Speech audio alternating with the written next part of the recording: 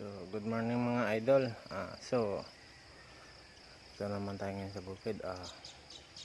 Ito, kakatanggal ko lang kahapon ng dayami nito o yung takip. So, bali pang 7 days na ngayon. So, tapos na rin ako magdilig. So, ito, tingnan natin kung mayroon tumubo. So, ayan, kung napapansin nyo, yung mga kulay green na yan ay sibuyas. So bagong sibol. So hindi pa lahat yan nakasibol, mayroon pa yan nakatago sa ilalim. So ito, 4 na lata to. Hindi ko na rin na video kahapon yung pag ko dahil medyo wala tayong videographer. So ito lang.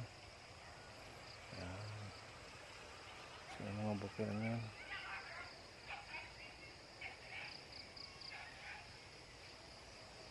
So ayan, yung nisprayan ko na nakaraan ay namunti na.